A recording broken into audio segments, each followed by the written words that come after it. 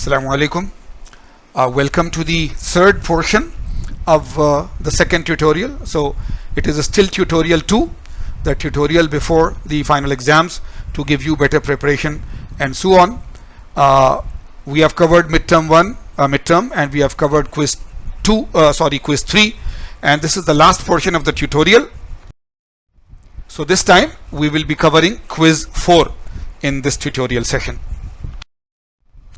As usual, question 1 is some MCQs, multiple choice questions from quiz 4.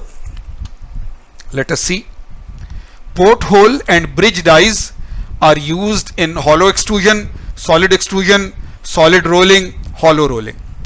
So if you remember your notes, if you have gone through them, first of all, porthole and bridge dies are used in extrusion, not in rolling, and they are used in hollow extrusion. So this is your correct answer. Soda cans, Pepsi, Coke cans, etc. are made by the process of impact extrusion, upset forging, tube drawing, flat rolling. So again, if you went through the lecture notes carefully, or if you went through the video lectures, then we have explained to you in detail that impact extrusion, which is a type of backward extrusion, right? You are pressing the die in one direction, the material is coming in the backward direction. So it is a backward extrusion, but in impact, not slowly, sudden impact. So impact extrusion is the manufacturing process by which we make all these soda cans, Pepsi, Coke, and so on. Cross section of a material is reduced by pulling it through a die in the process of what? Drawing, rolling, extrusion, forging. It is very simple. Rolling, you don't pull anything. Extrusion, you don't pull anything. Forging, you don't pull anything. In all of these, the force is compressive. There is only one manufacturing process you have read and studied where you use a pulling force, and that is drawing. Wire drawing, rod drawing, whatever. So there you use a pulling force. So the answer is drawing, right? This is not drawing as in drawing a figure and so on. It is the manufacturing process of drawing. That is why we generally don't call it only drawing. We call it wire drawing or rod drawing or tube drawing and so on. Die failure. Die failure can happen due to overheating and heat checking, excessive wear, overloading, and misuse.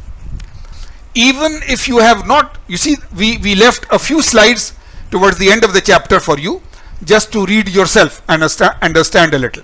So if you understood them, it is very clear.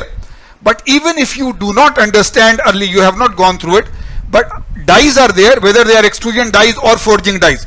If overheating is there, they can fail. If heat checking problem is there, they can fail. If wear is excessive, too much surface roughness is happening, they can fail. If overloading is happened, you designed it for a certain load, you overloaded it. If misuse, it was used to be used in certain way, it is misused. So of course, by any of these methods, something can fail. So any of these is the correct answer. Any of these can lead to die failure. Okay?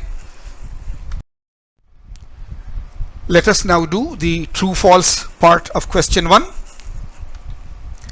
When surface oxides in extrusion are drawn toward the center of the billet, the defect is called extrusion defect. In forging, rolling, etc., I left the few slides about defects for to study yourself. But this time in extrusion, I covered the major 3 or 4 types of defects. So yes, this is definitely true. This is called extrusion defect. This is called extrusion defect. So this is true. Surface cracking in extrusion is also called chevron cracking. If you remember, chevron cracking happens in the middle of the billet, in the middle of the material, not at the surface, right? So this is false. This is false. Inhomogeneous deformation. Homogeneous deformation means deformation which is happening everywhere in the same way. Inhomogeneous, when deformation is happening in an inhomogeneous manner. In drawing refers to ideal work with friction. So I don't think there should be any doubt, it is definitely false. There is ideal work and there is work of friction, but inhomogeneous deformation is a third thing, right? So it does not refer to ideal work with friction. False. Optimum diangle. Optimum diangle. What is the best diangle? Depends on ideal, friction and redundant work. Of course, because there are these three works: ideal work, friction work, redundant work. When you add all of them, you get the total work.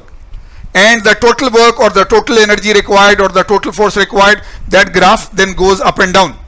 And this, middle point where it is the lowest, that is the optimum diangle point. So yes, it depends on all of the three. So this must be true. Okay. So again, now we have covered the multiple choice and the true false part. Let us now move to the second part. This time there was 2A and 2B. 2A was a small mechanics type of problem where your understanding is being asked rather than problem solving, right? So explain the following graph. Your answer should be complete but brief. You can include mechanics of extrusion in your answer, and this graph is there. You have extrusion force on this side, you have diangle alpha on this side, and there are four curves A, B, C and D. Now I have said be brief. You don't have to write big stories, but answer should be complete. No important information should be missing, and mechanics of extrusion should be there. You should understand some mechanics. Most of you got it right. Some of you got it completely right. Most of you got it, say, 80-90% right. Some of you got it half right, and so on. It depends on, again, right? I always feel very sorry whenever I have to talk of this particular topic which I am talking about again now. You see, to me, you are the best of the best in the country. I have reminded you in the very first lecture that when you enter Sultan Qaboos University, you are the best students in the country. In Sultan Qaboos University, when you enter the College of Engineering, you are the best of the best. So you are going to pass out as engineers, mashallah, and all your life you will be making major decisions about the country. One huge requirement is your honesty and integrity. Honesty and integrity. That you will never use any unfair means, any dishonest things and so on. For example, if I am an engineer with PDO or Shell or a ministry and there is a project to be done, different companies have given me their bids. I will look at the different companies. I will look at what they have quoted. I will see which company can do my job in the best technical manner, and then I will try to award the contract as a ministry representative to the best technical company. But now the villa, different companies are trying to give me some money. Take this 1,000 reals, 10,000 reals, 50,000 reals. If you give this project to our company, I will give you 50,000 reals. It is say a few million real project. And now the villa, if I take that 50,000 reals and do not make sure that this company is a technically sound company, I give it to a bad company because I am being paid some extra money. So I am being dishonest. I am being dishonest. Unfair means. But then the bridge may collapse, the building may fall down, the airport may not function, right? So dishonesty is an absolutely horrible thing, and this is in this world. And of course, when we are dishonest, when we go to Akhirah, things are very bad. So why am I talking of this again? This is the last time I am talking to you in the semester, so I want to give you this message again, that you see, honesty is the best policy. This is a famous saying in English. It is the best policy for Akhirah. It is also the best policy for this world. If people know that you are a very honest person, then this becomes your fame, and then every big company wants to hire you. Otherwise, if it becomes known that you are a dishonest engineer, then there is always a problem. So why am I saying it? if you start copying solutions from solution manual, the solution manual may not discuss the problem in complete detail. It gives only a few brief points. Or if you go to the internet and try to find the answer, the person who is writing that answer may not have given. So whenever I see answers which are exact languages from the internet, exact languages from the solution manual, which do not cover the full explanation, I am asking you, include mechanics of extrusion, explain the answers. But you are right. So then now the billah, I am disappointed. I can't say anything else. I can't say I am angry. You see, I am like your father. Your teachers are your fathers. So when your sons and daughters behave in a bad way, anger is not a big thing, but you are disappointed. Yeah, you are sad that these are my sons and daughters, these are future engineers, and these are directly copying some answers, right? So I just wanted to say that one last time, that please study very hard and then never look into any solutions and so on. Depend only on your honest answers. Even if your answer is not totally right, you may lose 1 point, 2 points here and there, but your future is safe, because that Allah Ta'ala Rabbul Izzah, He is looking, His Malaika are looking. So if you are honest, then your future will be better. But today you get 1 or 2 more points in one question by dishonesty, but this dishonesty has been recorded. So therefore your future is not safe. Okay, so let us now discuss this.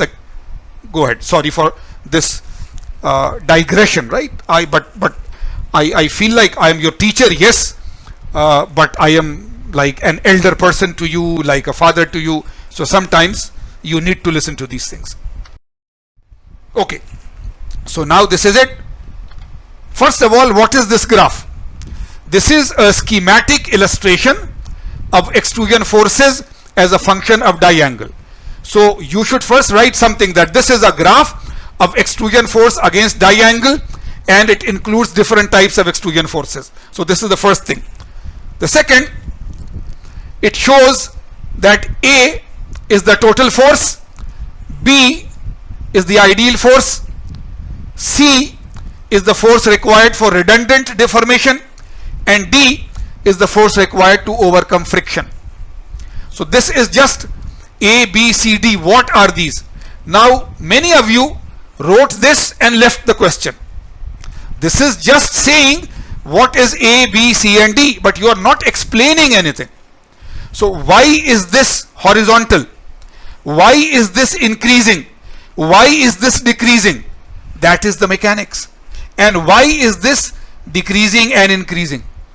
You see? So ideal force is Y ln R.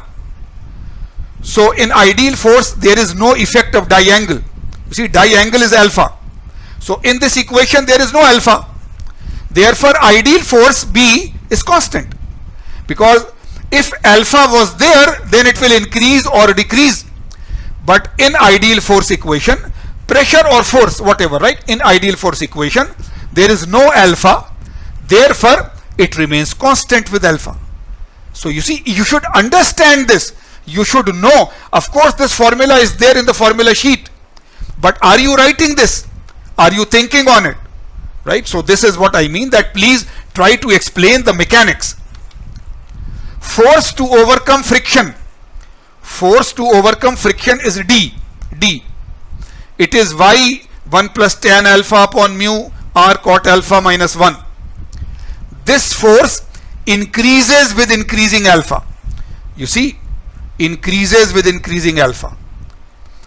If you look at the equation, you will find that if you increase alpha, this force required to increase to overcome friction, right,